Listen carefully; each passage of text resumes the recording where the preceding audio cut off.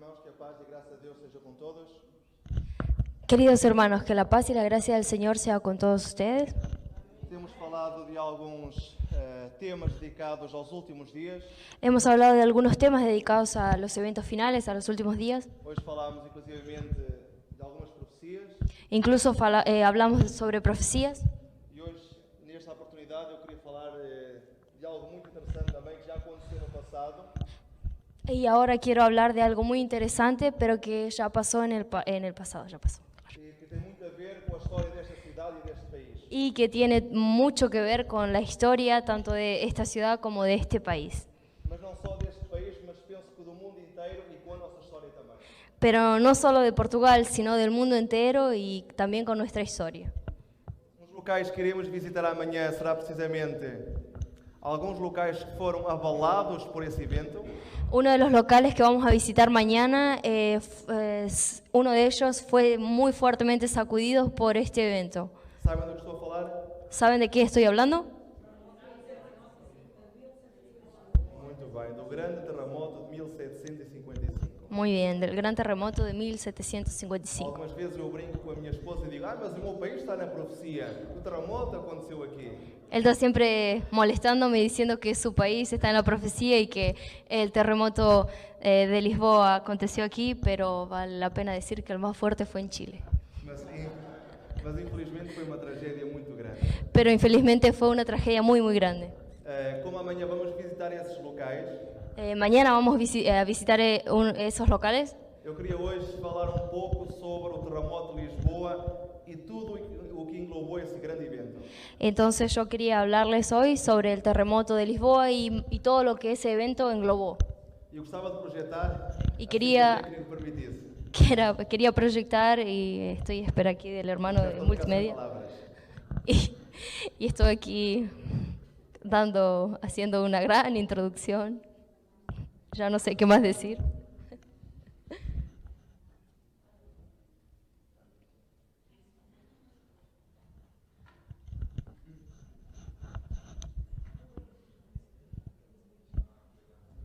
Já todos ouviram falar do terremoto de Lisboa, correto?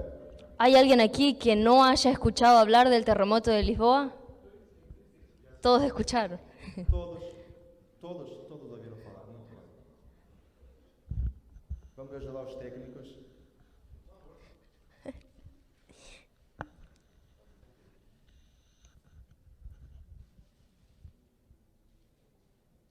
Essa imagem que podemos ver atrás, temos um edifício que amanhã iremos visitar, Ese edificio que está ahí, mañana vamos a visitarlo. que é a Torre de Belém.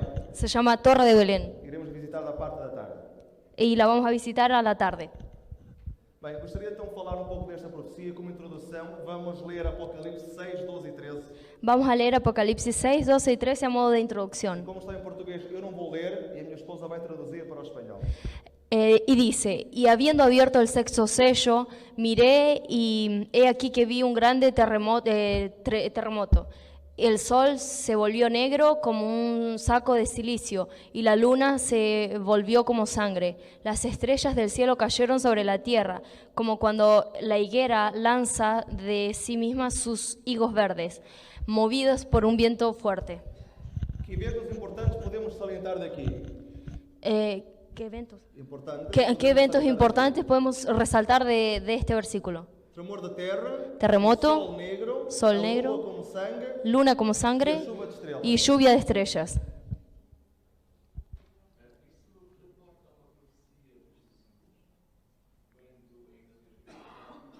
Muito bem, já vamos chegar aí, irmão. Muito bem. Obrigado, É Dios. interessante porque já é mencionado no Antigo Testamento em Isaías Ya es mencionado en Isaías, en el Antiguo quando o Testamento, sol se ia tornar negro. que el sol se iba a volver negro. Vamos ler o texto bíblico. El texto de Isaías 13, 9 y 10 nos dice, el oscurecimiento del sol es mencionado en una profecía del Antiguo Testamento en relación a las catástrofes que predecerían el día del Señor.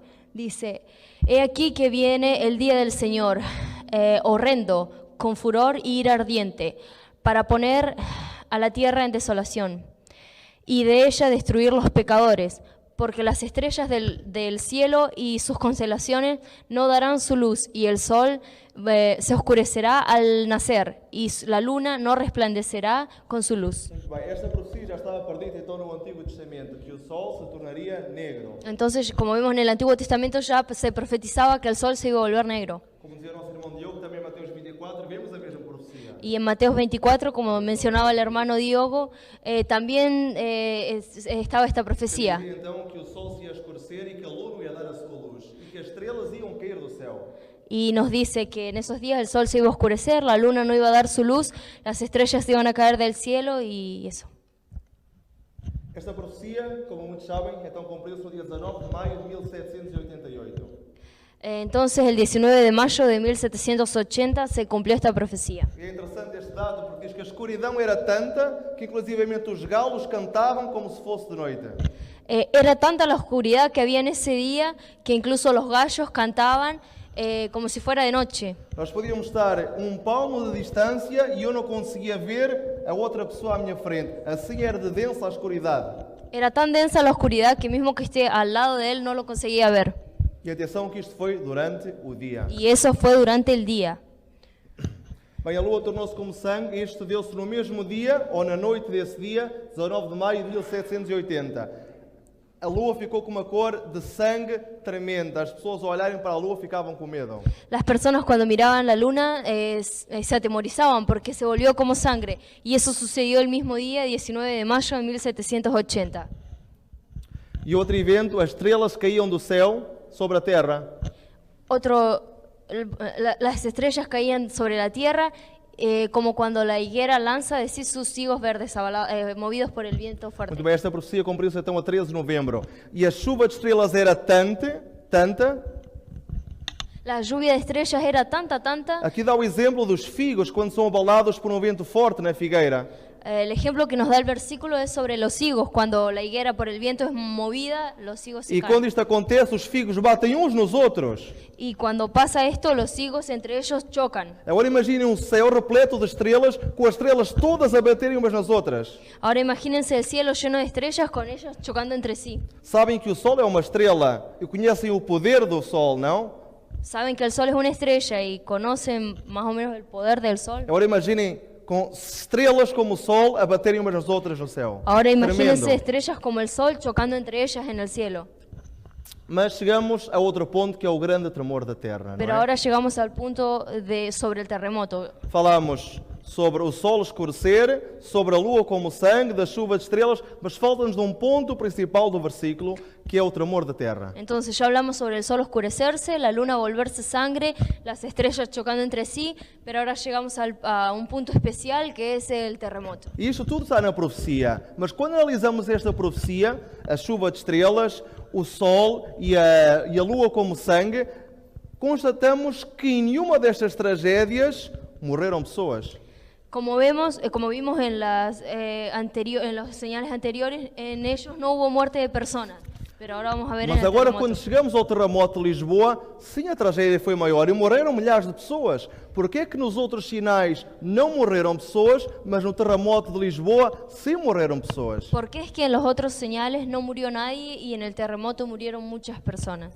E é importante constatarmos também que o ponto de partida da abertura do sexto selo é exatamente o terremoto de Lisboa, que se deu no dia 1 de novembro de 1755. Entonces, el día 1 de noviembre de 1755 se da el inicio del sexto sello, eso, es el inicio del sexto sello. Muito bem, e eu sei que muitos de nós, aliás todos, disseram que conheciam o terremoto de Lisboa, que já ouviram falar do terremoto de Lisboa. Como ya me dijeron, la mayoría de ustedes ya han escuchado sobre el terremoto de Lisboa. Mas quantos sabem que nesse dia não houve um terremoto, mas três? ¿Cuántos saben que en vez de uno, en ese día en realidad hubieron 3 terremotos? E que nos 365 dias que se seguiram, existiram 500 réplicas. Y además de esos 3 grandes terremotos, el año siguiente, o sea, los 365 días después de ese terremoto, hubieron más de 500 réplicas. E que 5 anos depois houve um terremoto tão violento que mandou todas as ruínas de Lisboa que haviam ficado a terra. Destruiu tudo. 5 años después hubo otro terremoto muy grande y intenso que las ruinas, lo poco que quedaba de Lisboa, también cayó. Mas vamos ao dia 1 de novembro de 1755, o dia do grande terremoto de Lisboa. Pero volvamos en el tiempo hasta 1755, el día 1 de noviembre. Eram 9 e pouco da manhã e era feriado. Sabem que dia era? 1 de novembro? ¿Qué día es el día 1 de noviembre? O dia de todos os santos. E porquê que se celebra o dia de los muertos? Bueno, o dia de los muertos aqui em Portugal é o dia 31. O dia 1 é o dia de todos os santos. Porque se celebra o dia de todos os santos no dia 1 de novembro. Sabem porquê? ¿Por qué el día 1 de noviembre se celebra el Día de Todos los Santos? Por que se começou a celebrar o dia de ¿A todos os partir de santos? cuándo o por qué se empezó a celebrar eso? Não, o dia de todos os santos começou a ser celebrado mais ou menos no século II antes de Cristo. Não, desculpem, no segundo século depois de Cristo. Se empieza a celebrar a partir del segundo siglo después de Cristo, Quando os cristãos fiéis pensavam que aqueles que tinham morrido martirizados estavam no céu. los cristianos fieles pensaban que los mártires que habían muerto por la causa de Cristo estaban en el cielo. E então eles agora oravam a esses santos que estavam nos céus para os poderem salvar. Entonces querían que ellos Intercediesen. hicieran una función intercesora por ellos. Oraban hacia los santos que eran los mártires que habían muerto. E então assim começou-se a celebrar esse dia pagão, não é? De uma crença que nós sabemos que não é real. Entonces a partir de ahí se empezó a creer en ese día como algo pagano. Porque E é es algo que no interessante o es que real. diz este livro, que era um dia festivo, mas que na maior opinião dos estrangeiros era uma das festas mais tristes do ano. Bueno, era un día festivo, o sea, de fiesta, pero en realidad, según opinan los extranjeros, era el día más triste o las fiestas más tristes del año. Porque falava de morte de muitos cristãos que se tinham entregado por Jesus. Porque hablaba sobre la muerte de los hombres que se habían entregado por Jesús. É interessante porque nessa altura em Portugal existia muita gente inglesa. O povo inglês estava em Portugal em grande força. En ese tiempo había muchos ingleses en Portugal. Aqui tenho um relato deste capitão inglês chamado Braddock. Aquí tenemos un relato de Braddock, un E eu capitán vou dizer inglês. algo interessante para os brasileiros. Y voy a decirle a los hermanos brasileños algo muy interesante. Aqui não temos muitos, Ahora no hay muchos. mas diz-se que no tempo dos portugueses, no tempo dos descobrimentos, que Portugal foi ao Brasil e foi roubar o ouro ao Brasil. Pero ellos dicen que en el tiempo de los descubrimientos, Portugal fue a Brasil a robarles el oro. E é verdade, nós trouxemos muito ouro do Brasil, eu não vou dizer que não. Y es verdad, trajimos mucho oro, no voy a Mas sabem, mentir. nós nessa altura estávamos, e agora temos aqui alguns irmãos espanhóis e não quero ofender ninguém. Pero ahora tenemos aquí hermanos españoles, no quiero ofender a nadie, pero Houve uma altura em que Portugal teve baixo domínio de um reinado de Espanha que eram os reis Filipes. hubo un tiempo en la historia en el que Portugal estuvo bajo el dominio de reyes españoles, que eran Muito los bem, Felipes. Que eram os Filipes. La E dinastía Filipes. quando Portugal se conseguiu livrar, Pero cuando Portugal por fin se consiguió librar de los então españoles, dependia da segurança inglesa e pagava aos ingleses para ter essa proteção. entonces Portugal necesitaba protección y la pidió a los ingleses. Entonces pagaba. pagaba a los ingleses por Então no Rio protección. Tejo e no mar existiam perto de Lisboa várias embarcações inglesas para que se houvesse algum ataque espanhol, termos então as costas seguras. Entonces los ingleses tenían sus embarcaciones tanto en el río Tejo hacia abajo hasta el mar, protegiendo Portugal de la invasión o de cualquier ataque español. Então o que acontecia? Portugal ia ao Brasil, trazia o ouro, Y that was inglés. Y entonces Portugal iba a Brasil a robar el oro, lo traía y se lo daba a los ingleses. eu não disse roubar, disse que trazia o ouro, atenção. Perdón, traía. Muito bem, e o que é que acontecia? Cerca de 80% desse ouro que era trazido para Portugal era depois dado à Inglaterra por causa da proteção que concediam aos portugueses. Entonces más o menos el 70% del oro traído de Brasil era llevado a Inglaterra para la protección. Tínhamos rei nesta altura que era o Dom João V em Portugal, En ese tiempo había un rey que era el señor João o Juan V, que ficou conhecido como magnânimo. Él quedó conocido en la historia como el E magnánimo. porquê? Porque ele apenas se preocupou em fazer grandes instituições, grandes catedrais, grandes monumentos, Porque él se dedicó a hacer grandes catedrales, grandes monumentos, mas não se preocupava com o povo. pero no se preocupaba con el pueblo. Era o monarca mais rico da Europa nessa altura, En ese tiempo llegó a ser el rey o el monarca más rico de Europa, mas não criou infraestruturas para que Portugal pudesse desenvolver-se melhor. pero no creó infraestructura suficiente para que el pueblo en Portugal se desenvolviera. Muito bem, então o que é certo é que existiam muitos ingleses, e aqui temos o relato deste capitão Braddock, Entonces, como había muchos ingleses, ahora vamos a mencionar el relato de Braddock. e ele estava no seu barco, ancorado no rio Tejo, e ele relata o seguinte: Então- um estrondo horrível, tão forte que parecia que todos os edifícios da cidade tinham desabado de repente. Toda a cidade parecia ondular para trás e para a frente. As pessoas fugiam, tal como formigas perturbadas e confusas. Uma avalanche de pó invadiu o rio, tão espessa que o sol ficou encoberto. Uma escuridão desceu sobre a cidade, uma escuridão nunca antes sentida. Uma das pessoas que assistia do barco àquela catástrofe clamou: Deus nos proteja, é um terremoto.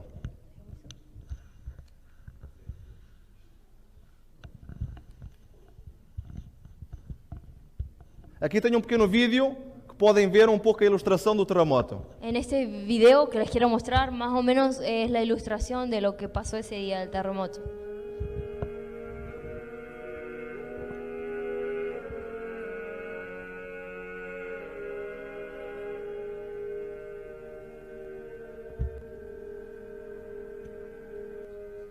Aqui vemos a celebração do Dia de Todos os Santos, todos em procissão. Observen ahí la procesión católica del Día de los Santos.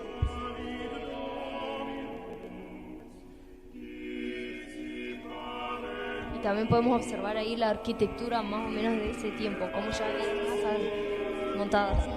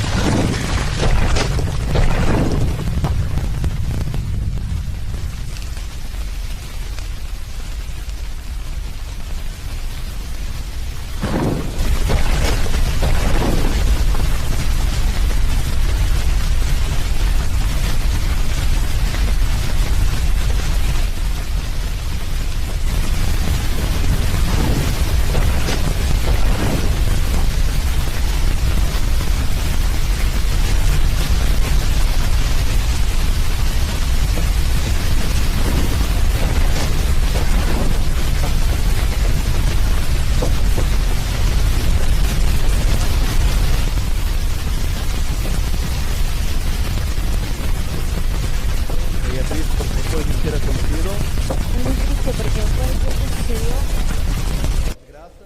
después de toda la desgracia, Estou agora para ser os amigos do olheiro que roubavam e matavam todas as pessoas que viviam. entonces aparecieron los amigos de lo ajeno, robando y sacando lo poco que quedaba en posesión de las personas. Então é acaso para dizer este texto que diz Salmos 18:7. Então a terra se abalou e tremeu e os fundamentos dos montes também se moveram e se abalaram, porquanto Deus se indignou. Entonces la tierra se movió y tembló y los fundamentos de los montes también se movieron y se abalaron, porque Dios se enojó, E se agora, indignó. este é o caso. Porquê é que Deus se indignou? La pregunta es, ¿por qué es que Dios se indignó? Porquê é que isto teve que acontecer precisamente em Lisboa e não noutro país? ¿Por qué sucedió en Lisboa y no en otro lugar? E porquê é que este foi o único sinal daqueles três que nós vimos, dos selos, que houveram mortes de pessoas? ¿Por qué que este es la única señal de los 3 sellos que vimos que llevó personas, comprometió la vida de personas? Vamos a ver um pouco sobre isto. É interessante que o terremoto de Lisboa teve 7 a 10 minutos de duração. El terremoto de Lisboa duró entre 7 y 10 minutos. Houveram então três abalos nesse dia com esta escala de Richter, 8, 7 a 9. Entonces hubieron entre 7 y 10, dijimos, y hubieron 3 terremotos distintos en ese mismo día que variaron con una intensidad entre 8, 75 y 9 en la escala de Richter.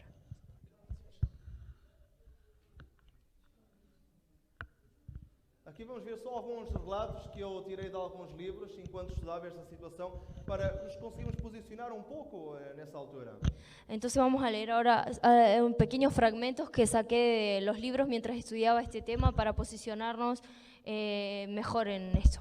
É interessante que diz que por toda a cidade, o ranger das casas, os abar das igrejas, os gritos penosos das pessoas, todos tinham a certeza de que este era o último momento das suas vidas. Es triste leer que, como dice aquí, por toda la ciudad, entre el ruido continuo del quebrar de las casas, el caer de las iglesias, los gritos tristes de las personas, todos sabían que ese era el último momento de sus vidas. O desespero era tão grande que eles pensavam, não, este é o último dia da minha vida, eu vou morrer aqui, eu não passo de hoje. Estaban tan desesperados que pensaban, no, voy a morir aquí, no paso de hoy.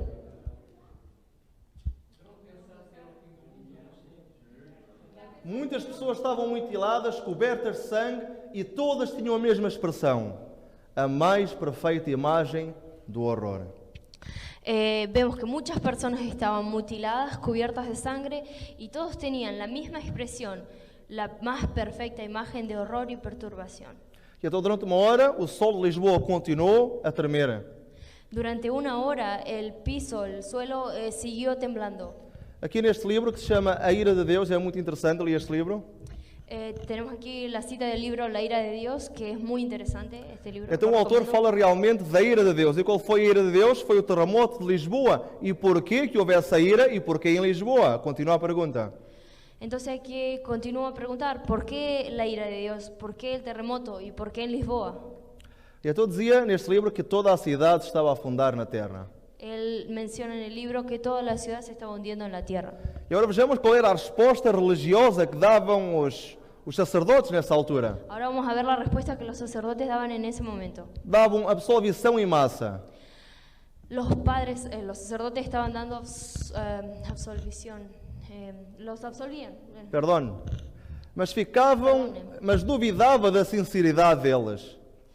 Más dudaba de la sinceridad. E ficou escandalizado com a mistura de idolatria e superstições.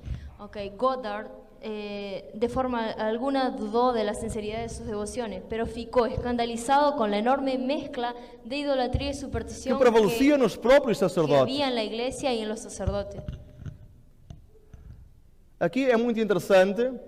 Logo após o terremoto, portanto, o primeiro sismo, o primeiro abalo, este lord inglês viu milhares e milhares de pessoas a fugirem para o terreiro do Paço.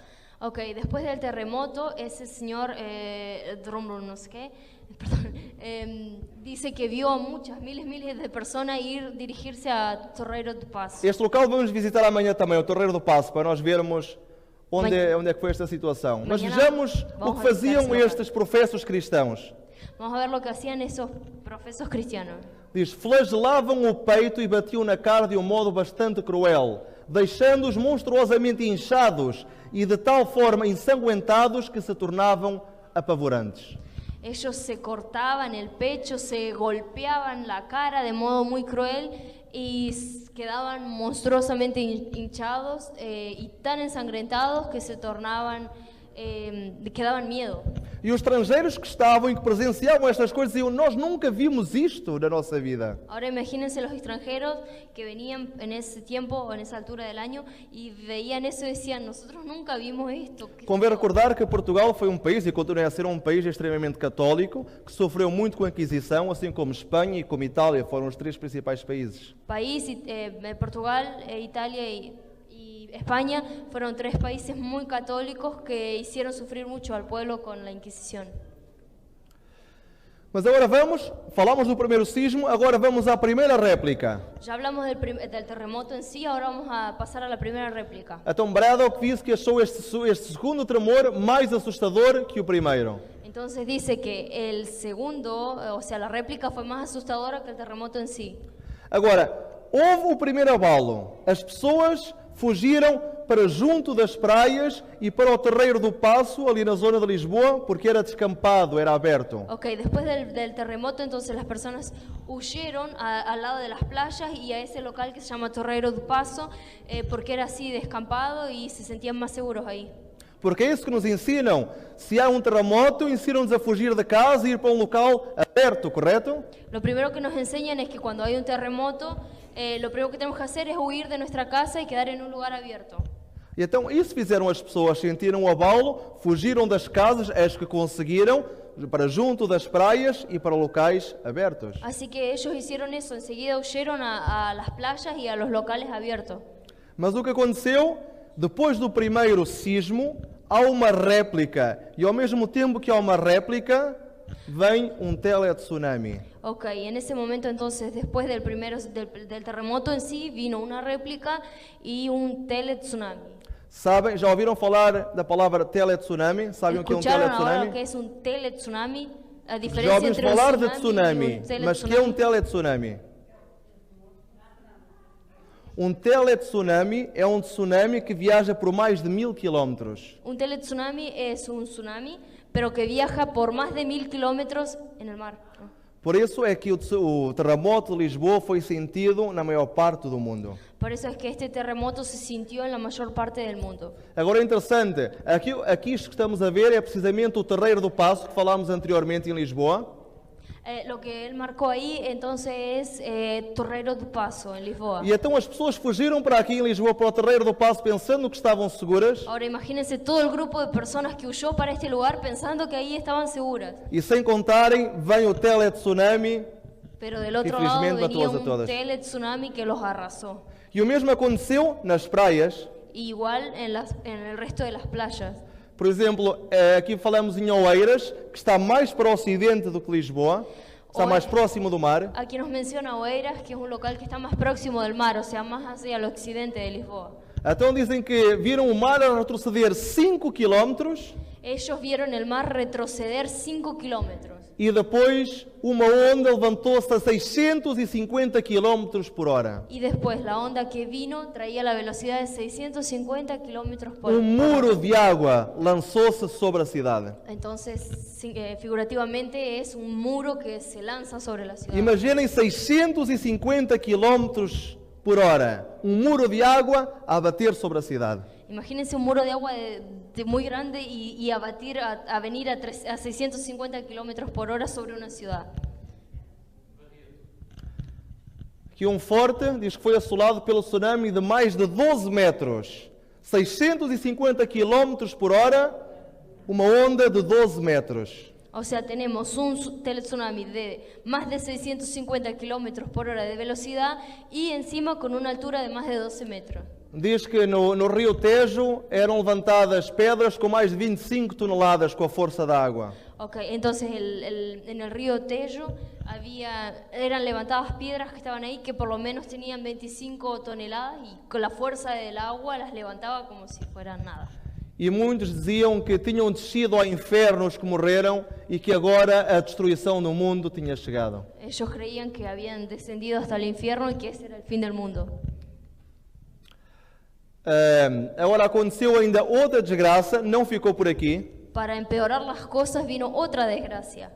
Dissemos no início que estava a ser celebrado o Dia de Todos os Santos, correto? En el inicio dijimos que el día 1 de noviembre se celebraba el Día de Todos los Santos. E sabem quando se fazem essas celebrações, geralmente usa-se o quê? ¿Qué se usa generalmente en ese tipo de celebraciones? As velas. Velas, aham. Muito bem. Então, todos os conventos, todas as igrejas e em todas as casas existiam velas acesas. Entonces, en todas las casas, los conventos y las iglesias habían velas encendidas. Quando o terremoto assolou Lisboa e destruiu muitas casas, as velas também caíram e criaram um grande incêndio. El movimiento de tierra que produjo el terremoto movió las casas, obviamente, y entonces las velas todas cayeron. Aqui podemos ver as fogueiras e as velas caídas em casas e igrejas incendiaram tapeçarias e mobília. Entonces vemos que esas velas incendiaron los tapetes, o sea, las alfombras y las mobilias. E de um momento para o outro levanta-se um vento forte, fez com que as chamas se propagassem. Y un viento que corrió en un momento específico hizo con que las llamas que estaban en las casas se propagasen. O sea, ahora pasó de casa en casa y por toda la É ciudad. interessante o que diz o livro, A Ira de Deus, que parecia que os 4 elementos se haviam associado para destruir Lisboa. Entonces aquí el libro menciona que daba a entender como si los 4 elementos se habían juntado para destruir Lisboa. E diz que as chamas de Lisboa eram visíveis a 65 km de distância. Não estou a falar do fumo, estou a falar das chamas. Ahora, las llamas eran vistas a 65 kilómetros de distancia. No estamos hablando del humo que produce un incendio, sino de las llamas literalmente. E é interessante então que o terremoto de Lisboa causou um incêndio que fez Lisboa arder durante uma semana. Depois do dia do terremoto, Lisboa teve a arder 7 dias seguidos. O sea, teníamos el terremoto, las réplicas y todavía para empeorar las cosas durante una semana hubo un incendio que hizo arder lo poco que quedaba. Então neste dia, no dia 1 de novembro de 1755, Portugal foi assolado com um terremoto. Entonces este día el 1 de noviembre fue Lisboa asolada con un terremoto, Com uma réplica e com tele-tsunami, con una réplica del terremoto, con un tsunami, com um incêndio que durou 7 dias un incendio que duró 7 días e para terminar o dia houve ainda outra réplica. y para terminar ese día todavía hubo otra réplica. Como vemos aqui, o dia não terminaria sem outra réplica. Portanto, Lisboa foi vítima de um triplo desastre: terremoto, tsunami e incêndio. Entonces tenemos una ciudad asolada por 3 cosas seguidas: terremoto, tsunami y incendio. Aqui vemos alguns locais atingidos pelo terremoto. Aqui Vemos fuera de Portugal otros locales que fueron atingidos o afectados por el terremoto. vemos aqui a zona de Lisboa, vemos o sul também de Portugal. Aqui já vemos Marrocos, norte de África. Vemos la zona sur de Portugal y también la parte final vemos Marruecos y otras zonas de África. Mas vemos França, vemos Bretanha, Normândia, Itália, Alemanha, Escócia. Lo que él mencionó: Italia, Alemania, Escocia, Francia. Inclusive esse lago muito conhecido desse monstro imaginário, o lago Loch Ness, em Escócia, já ouviram falar? ¿Ya escucharon hablar del monstruo del lago Ness? Diz que durante o terremoto de Lisboa, que esse lago esvaziou durante alguns minutos. Durante el terremoto de Lisboa se dice que ese lago quedó vacío durante algunos minutos. E relatos semelhantes existem por todo o mundo, onde rios se esvaziaram durante algum tempo e depois voltaram a encher. E isto aconteceu durante várias horas, enchiam e esvaziavam. Y durante varias horas vemos que en muchos lugares del mundo con lagos y ríos se vaciaban y se volvían a llenar. Aqui vemos mais locais: Inglaterra, Irlanda, Finlândia, Praga, Suíça, França. Vemos ahí más lugares, como él mencionó, los fiordos de Noruega, Islandia y tal, todo eso. Aqui vemos também Caraíbas, Barbados, Índias Ocidentais, Marrocos. Aqui vemos norte de África novamente. Na América do Norte, também curioso, Como él mencionó, ahí todos esos lugares, las Islas Caribes, el norte de África, Marruecos. tem aproximadamente 1.300 km de costa. El norte, como vemos en el norte de América, también el terremoto se sintió en casi 1.300 kilómetros de la costa y hasta E 890 kilómetros en el km interior. para o interior.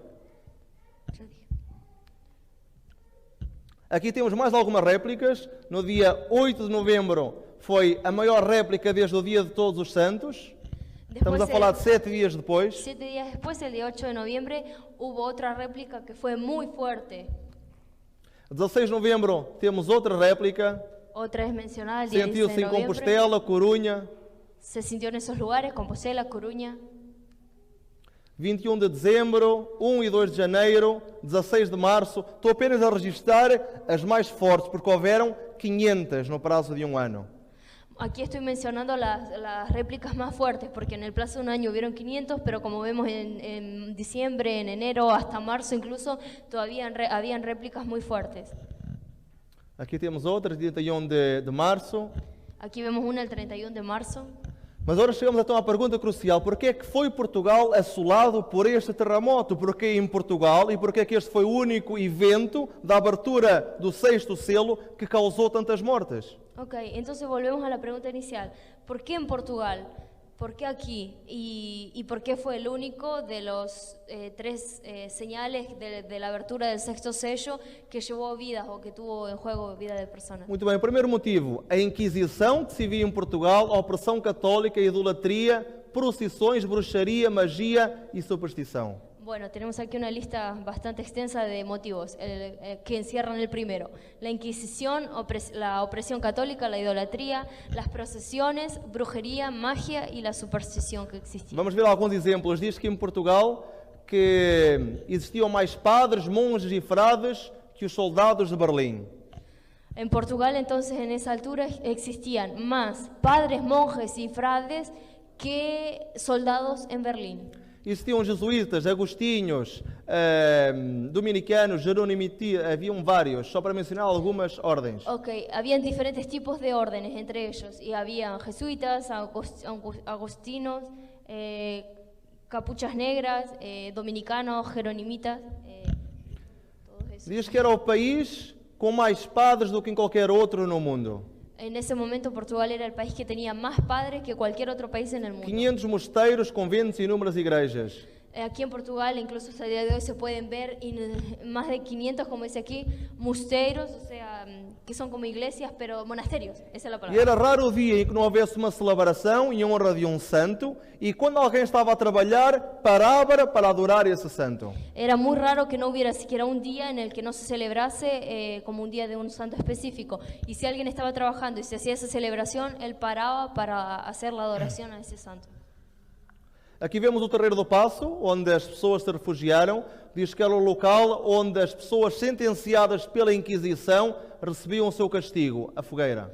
Entonces ahí en Torreiro do Paso, donde las personas huyeron, sí, fue ahí donde las personas de la Inquisición eran ejecutadas. Bem, aqui eu queria ler este texto, é um pouco grande, mas vou lê-lo. Este é um metodista, George Whitefield, visitou Lisboa na primavera de 1754. E ele disse o seguinte: ficou assustado ao ver pessoas a chicotearem-se no peito, a baterem no próprio resto e a chorarem convulsivamente nas demonstrações de mudez durante a quaresma, nas procissões, penitentes descalços com correntes presas aos tornozelos e transportando cruzes às costas, e o espetáculo de autoflagelação geral e de tantos rapazinhos com asas. Quando deixou a cidade, consolou-se a si próprio com o pensamento que devia aproximar-se uma altura em que o próprio Senhor Deus chegaria e destruiria isto e todas as outras espécies de anticristo. Entonces leemos aquí donde nos dice, esta es una persona que visitó Lisboa en 1754, dice: las personas se chicoteaban el pecho, se golpeaban el propio rostro y lloraban compulsivamente en demostraciones de cambio durante la cuaresma. En las procesiones, las personas que iban en penitencias iban descalzos con corrientes, cadenas presas aquí, y transportaban con ello grandes cruces en la espalda. El espectáculo de autoflagelación general, y también vio muchos chicos con alas. Cuando dejó la ciudad se consoló a sí mismo pensando: debe aproximarse a una altura en que el propio Señor Dios va a venir y destruir esto y todas las otras especies de anticristo. E é muito interessante porque ele está a dizer isto no ano 1754, um ano antes do terremoto de Lisboa, e ele diz que Deus iria chegar e iria destruir tudo isto. Vemos que en 1754 fue cuando él escribió esto, cuando él visitó la ciudad y él pensó para él propio, tiene que venir el momento en el que Dios destruya esto. Aqui vemos que os jesuítas controlavam a educação em Portugal. Los jesuitas en ese tiempo controlaban la educación en Portugal. Aqui vemos também que Deus fez com Lisboa o mesmo que fez com Sodoma e Gomorra, Aquí nos dice que Dios hizo exactamente lo que hizo con Sodoma y Gomorra, pois esta cidade era regida pela Inquisição. porque la ciudad estaba dirigida por la Inquisición.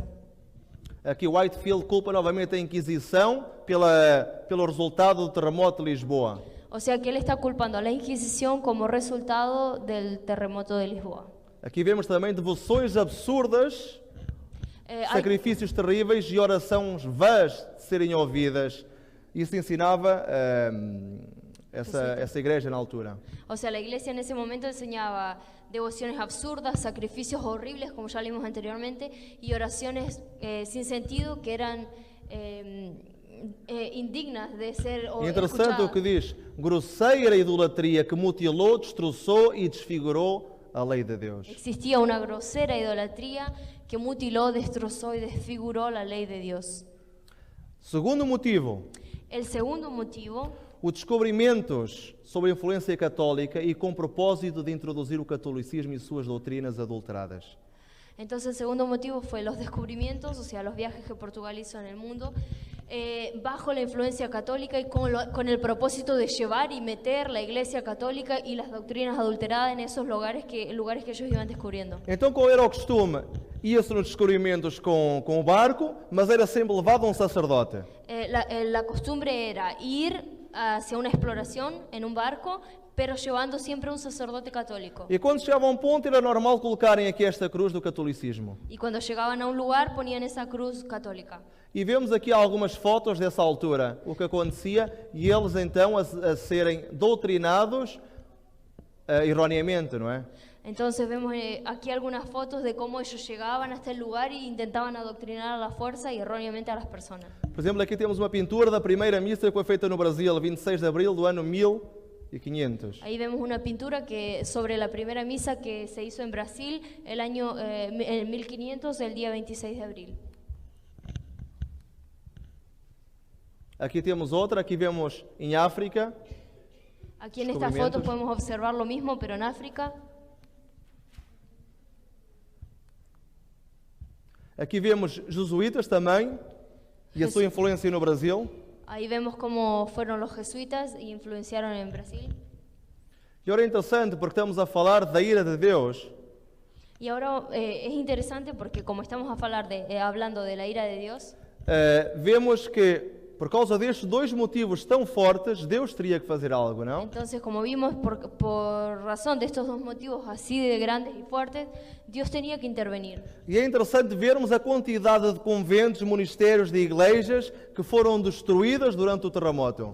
Y vemos que hubieron muchos monasterios, iglesias y conventos que fueron destruidos por el terremoto. Aqui temos vários exemplos, não vamos estar a ler todos, mas por exemplo, só em Sevilha foram 40 mosteiros e 28 conventos. Solo en Sevilla fueron 40 monasterios y 28 conventos destruidos. Em Setúbal todas as igrejas caíram, em Silves uma dúzia delas. Aquí en Setúbal todas las iglesias que habían cayeron.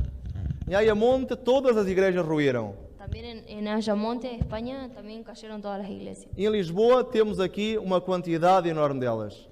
Y aquí en Lisboa tenemos ahí una lista enorme de iglesias que Conventos, cayeron. Iglesias, conventos. Igrejas, monastérios, tudo que pertencia à Igreja Católica. E é interessante o que diz este reverendo William Stuckley. Es muy interesante lo que dice aquí el señor Stuckley. Ele dizia que os terremotos eram uma prova evidente e pública da mão de Deus e que todas as calamidades públicas nos afetam a nós mortais, reclamam ser o primeiro sinal de aviso e julgamento. Él dice que los terremotos eran una prueba evidente y pública de la mano de Dios y que todas las calamidades públicas que nos afectan a los mortales reclaman ser la primera señal de aviso y juzgamiento. Ou seja, que o terremoto de Lisboa era um julgamento para essas pessoas, mas também nos estava a avisar do julgamento de Deus que se aproximava. O sea que el terremoto de Lisboa era tanto un juzgamiento para esas personas y era un aviso, una advertencia del juzgamiento que se aproximaba. E dizia, se as pessoas não se arrependerem, morrerão todas da mesma forma. En otras palabras, esto quería decir que si las personas no se arrepentían, iban a morir todas de la misma manera. Macaulay dizia que estou convicta de que este mundo não vai durar muito. Macaulay decía eso mismo, que estoy convencida de que este mundo no va a durar mucho. E o terremoto de Lisboa talvez tenha sido o começo das provações e a indicação de que algum grande acontecimento parecia estar muito próximo. Entonces aquí nos dice que el terremoto de Lisboa había sido apenas el comienzo de las pruebas y la indicación de que algún gran acontecimiento parecía estar bastante cercano. Que acontecimento será este? Ou poderia ser este? ¿Cuál será ese acontecimiento que A podría estar segunda cercano? vinda de Cristo. Nós estamos a falar no sexto selo. Quantos selos existem? ¿Cuántos sellos existen? 7. E o sétimo qual é? ¿Cuál es el séptimo sello? É o silêncio no céu e que Silêncio retrata no o quê? A vinda de Jesus. El sexto, É a ¿cuál vinda de es? La venida de Jesús. Isso é o sétimo. E nós estamos a falar sétimo. no sexto, estamos muito próximos do sétimo, e então o sexto era uma indicação, este terremoto de Lisboa, que foi a abertura do sexto, era a indicação que um grande acontecimento parecia estar muito próximo. Ok, entonces, como vimos, el sexto sello era la apertura de algo que venía, o sea, un gran acontecimiento que se aproximaba, que era la segunda venida de Cristo. Como conclusão, então o terremoto de Lisboa foi uma consequência do pecado do homem, mas foi também o cumprimento da profecia de Mateus 24 a 29, Apocalipse 6, 12, 13, foi o início do sexto selo e um aviso de que a vinda de Jesus está próxima. Entonces, como conclusión, tenemos que el terremoto de Lisboa fue la consecuencia del pecado de los hombres, fue el cumplimiento de la profecía de Mateo 24 y de Apocalipsis 6, y también fue el inicio del sexto sello y un aviso de que la segunda venida de Jesús estaba cercana. Sabem, irmãos e irmãs, muitas vezes nós, como homens, necessitamos desses desastres para sermos chamados à atenção. Queridos hermanos, la mayoría de las veces nosotros como hombres todavía necesitamos de ese tipo de desastre para que llame nuestra atención. Deus quer nos salvar hoje, neste momento, Dios quiere salvarnos hoy, en este momento. mas como já foi dito anteriormente, nós não queremos. Pero como ya dijimos anteriormente, parece que somos Nós nosotros pela los que no boca queremos. dizemos que sim, pelas atitudes dizemos que não. Por la boca decimos, sí, sí, queremos ser salvos, pero nuestras actitudes dicen, no, no, E espera. portanto, Deus necessita de enviar estes sinais para nos chamar à razão. Así que Dios necesita enviar estas pruebas, estas señales para despertarnos y llamarnos a la razón. Esperemos que não sejam necessários muitos mais para nós, como igreja, sejamos chamados à razão para partilhar o Evangelho com todas as pessoas que ainda vão fazer parte dos 144 mil. Esperemos que todavía no sean muchas más las señales que tengamos que ver para despertarnos y ir a cumplir con el propósito de Dios, que era ir a buscar a los que todavía faltan para formar el grupo de los 144.000. Para terminar, eu gostaria de terminar com um poema de Voltaire, Quisiera terminar con un poema de Voltaire, que não vou traduzir, mas vou deixar aqui escrito, está em português, espero que entendam minimamente, porque o poema é um pouco largo, e ele fala precisamente do terremoto de Lisboa. Ok, este no va a ser traducido, así que presten atención para entender bien y es un poquito largo. Terminou aí? Ok. Não vou traduzir, nem sequer vou ler. Quem quiser ler pode ler, porque... Ok. Quien quisiera leer va a estar ahí proyectado, porque como es un poco largo no lo vamos a traducir ni a leer. Bem, que esta aula histórica tenha servido para alguma coisa. Mi deseo es que esta clase un poco más histórica haya servido para alguna cosa. E amanhã de manhã vamos ver alguns destes locais que foram assolados. Mañana por la mañana vamos a ver algunos de estos locales que mencionamos aquí y que fueron asolados. Vamos ver o convento do Carmo, que foi um convento que ficou em ruínas. Y también vamos a visitar el convento do Carmo, que es un convento que quedó en ruinas. Pensaram em recuperá-lo, mas depois deixaram-no como ficou. Pensaron en recuperarlo, en restaurarlo, pero después mejor lo dejaron así como estaba. E é interessante vermos esse local arqueológico, de como tudo ficou do terremoto. E vamos ver também algumas casas, que são poucas, que ainda se mantiveram em pé. Foram poucas que existem em Lisboa. Y vamos también a ver algunas casas que todavía se mantuvieron en pie, que todavía existen en Lisboa. E vamos ao Terreiro do Paço também. E vamos ver outros locais. Portanto, espero También que vamos a gostem do ir a- passeio amanhã também. A Torrero do Paso y a otros locales y va a ser bastante interesante el paseo de mañana y están todos invitados y no se olviden de acercarse a la hermana Selva. Que Deus nos abençoe a todos, meus queridos.